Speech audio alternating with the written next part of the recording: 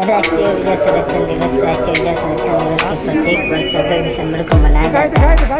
ऊर्जा संरक्षण दिवस मनाने का उद्देश्य लोगों को ऊर्जा के महत्व और उसके उचित के बारे में जानना जरूरी है। इस अवसर पर माननीय ऊर्जा मंत्री श्री वीरेंद्र प्रसाद यादव ने वीडियो के माध्यम से बेड़ा के शुभकामनाएं देते हुए जनता को संदेश दिया कि हम आवश्यकता के अनुरूप में ही बिजली का उपकरण का उपयोग करना चाहिए। प्रकृति ने हमें संसाधन दिए हैं, इनका सदुपयोग करना चाहिए तथा ताकि हमारे आने वाले पीढ़ियों में भी इन साधनों का उपयोग कर पाए। मेरा द्वारा एक औपचारिक कार्यक्रम में जन जागरूकता के लिए ऊर्जा संरक्षण के द्वारा महत्व के द्वारा संस्थानों के उद्देश्य में संजीव और सचिव ऊर्जा विभाग का अध्यक्ष मेरा द्वारा आयोजित संरक्षण किया गया। संबंधित प्रचार प्रसार वाहन के विद्युत वाहन में हरी झंडी दिखाकर रवाना किया गया। इस आयोजन में NPDCAL के ऊर्जा दक्षता ब्यूरो भी बोलते हैं, उसका कार्यक्रम ब्रेडा के माध्यम से कार्यान्वित होता है। आज के दिन हम लोगों का सबका ये कर्तव्य है कि ऊर्जा के संरक्षण के लिए हम लोग अपने घर से शुरुआत करें। हम लोग स्वयं और गांव में रहने वाला प्रत्येक व्यक्ति इसका कहीं न कहीं किसी रूप से उपभोक्ता है। तो उपभोक्ता के रूप में जहाँ एक तरफ आप ये महसूस करते हो कि आपको 24 घंटे विद्युत की आपूर्ति रहनी चाहिए, तो दूसरी तरफ आपका ये भी कर्तव्य है कि ये सीमित संसाधन है, इसकी बचत भी करने के लिए कदम उठाएं। ये प्रत्येक व्यक्ति स्वयं भी प्रेरित हो सकता है, अनावश्यक रूप से बिजली की खपत न हो, दिन में हम लोग डे लाइट का इस्तेमाल करें। ये छोटे छोटे इस तरह के कदम हैं जो आजकल उठा सकता है। इसी तरह से जो स्टार रेटेड आजकल प्रोडक्ट्स आते हैं, स्टार रेटेड प्रोडक्ट्स में जो स्वतः ऊर्जा की खपत को कम करते हैं।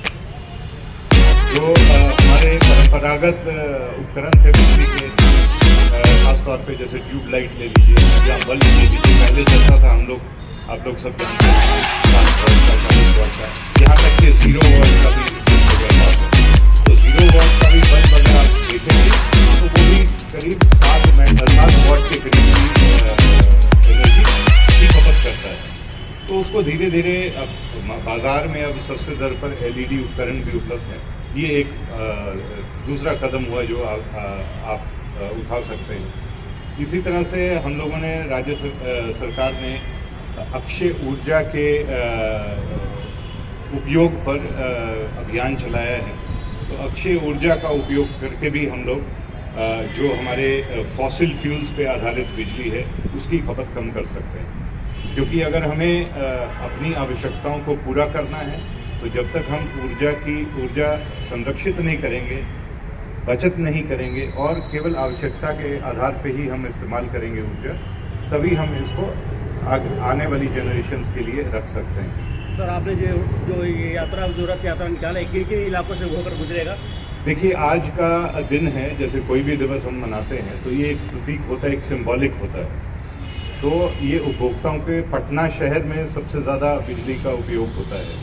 तो ये अगले 5 दिन, 1 सप्ताह तक ये जो हैं हमारे वैन्स जो हैं प्रचार प्रसार के लिए एक डिज़ाइंड रूट पर, निर्धारित रूट चार्ट के अनुसार विभिन्न मोहल्लों में घूमेंगे और लोगों को जागरूक करेंगे कि ऊर्जा को कैसे आपको संरक्षित करना है, कैसे बचत करना है। इनेबल्ड बिल्डिंग उसमें 25% तक की ऊर्जा की बचत होती है, नोटिफाई करेगी। यही 4-5 चीज़ें मैं आपको बताना चाहता था, और कुछ जानकारी चाहे तो आवश्यक नहीं है वहाँ पे ऊर्जा अनावश्यक खर्च ना हो। इसके लिए अगर हम ये एक्टिव हो जाएं अपनी ओर से तो 10% तक की बचत तो उसी से हो जाएगी। ठीक है, जैसे हमने उदाहरण दिया आपसे कि बिहार राज्य का जो बिजली की आवश्यकता है अभी बिहार की, वो लगभग 6000 मेगावाट के आसपास है। 10% की बचत आप कर लें तो 600 मेगावाट। और दूसरा स्टेज है कि जब हम एनर्जी एफिशिएंट प्रोडक्ट्स यूज करें, जो आवश्यकता है उतना करें, उसमें भी प्रोडक्ट जो यूज करें वो एनर्जी इफिशिएंट प्रोडक्ट हों, मतलब स्टार रेटिंग वाले। अगर हम स्टार रेटिंग प्रोडक्ट यूज करें तो वो वही 10% वाला जो बचत है वो 30% तक जा सकता है। तो ऊर्जा संरक्षण के माध्यम से जो सेविंग है वो हमारी 30% तक हो सकती है। 5 स्टार रेटिंग वाला जो प्रोडक्ट होगा इलेक्ट्रॉनिक प्रोडक्ट लेने पे वो तो हर प्रोडक्ट पे रहता है क्या? अब जो ज़्यादा बिजली लेने वाले हैं उस पे सब पे है, धीरे धीरे करके उसका दायरा बढ़ाया जा रहा है। ब्यूरो ऑफ एनर्जी एफिशिएंसी है दिल्ली में, पावर मिनिस्ट्री के अंदर, वो ये सब काम देखती है। और उसी का तो बिहार में इसका संभावना फिलहाल नहीं है।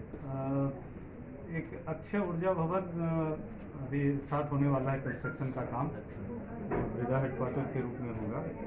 तो उसमें हम लोग ये एनर्जी कंप्लायंट वाला सारा नॉर्म्स यूज करेंगे और देखते हैं कि विभाग भी आम लोगों के लिए अवेयरनेस के लिए विभाग कुछ योजना कुछ पैकेज चलाने का सोच रही है क्या? कंपनियां तो जो कंपनी है, कंपनी का तो 3 स्टार 4 स्टार 5 स्टार अपना प्रोडक्ट ला रही है, लेकिन विभाग अवेयरनेस के लिए कुछ प्रोग्राम का विचार कर रही है। देखिए क्या क्या प्रोग्राम चलाया जा रहा है। एक तो सारे स्कूल को हम लोग कॉन्टैक्ट नवंबर का दिन हम लोग राष्ट्रीय ऊर्जा संरक्षण दिवस के रूप में मनाते हैं।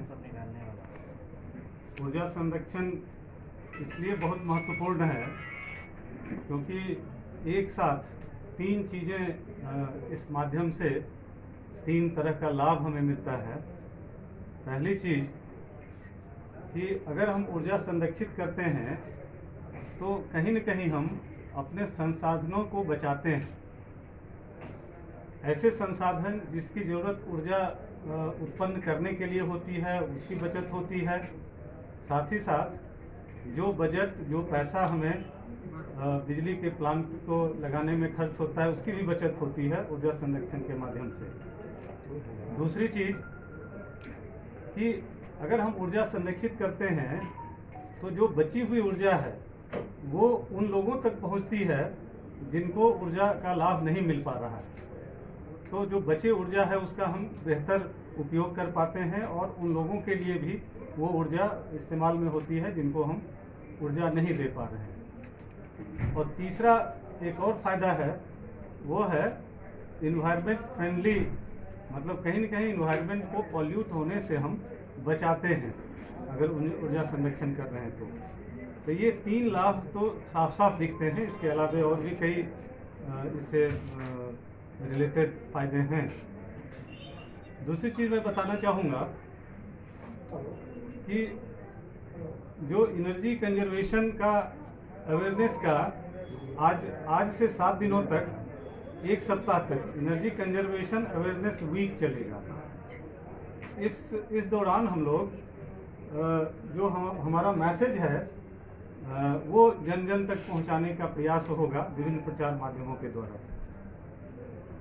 बिहार सरकार ने जल जीवन हरियाली अभियान आप लोग जानते हैं के प्रति काफ़ी प्रयासरत रहा बिहार सरकार, जिसमें 2 अवयव थे जो इससे संबंधित थे। एक था सौर ऊर्जा को बढ़ावा देना और दूसरा था ऊर्जा बचत को बढ़ावा देना।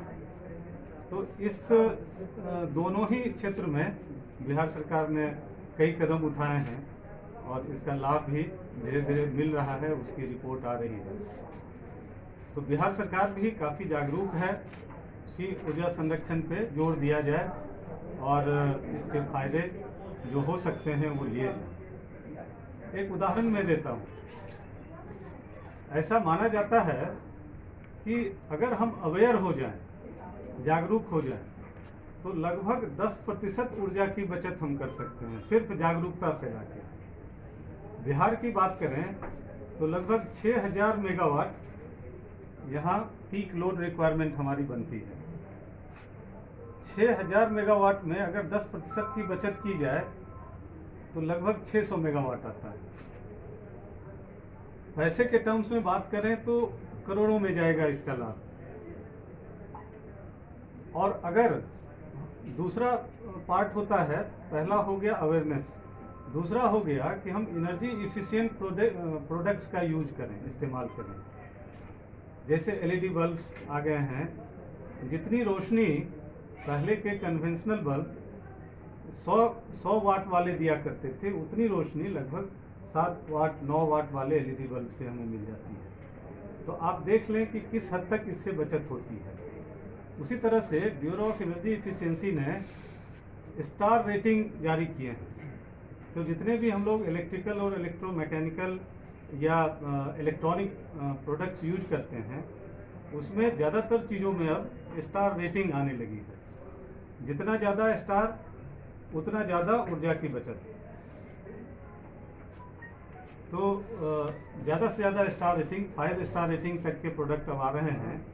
तो अगर हम 5 स्टार रेटेड वाले प्रोडक्ट यूज करते हैं, जैसे एयर कंडीशनिंग के लिए है, फ्रिज के लिए है, जो भी खास करके ऐसे विद्युत के उपकरण जो ज़्यादा ऊर्जा जिनको चाहिए चलने के लिए, उनमें स्टार रेटिंग प्रोडक्ट हम लोग यूज करें तो सीधा सीधा हमारी ऊर्जा का संरक्षण होगा। एक और चीज़, ऊर्जा संरक्षण भवन संहिता, अंग्रेजी में एनर्जी कंजर्वेशन बिल्डिंग कोड बोलते हैं।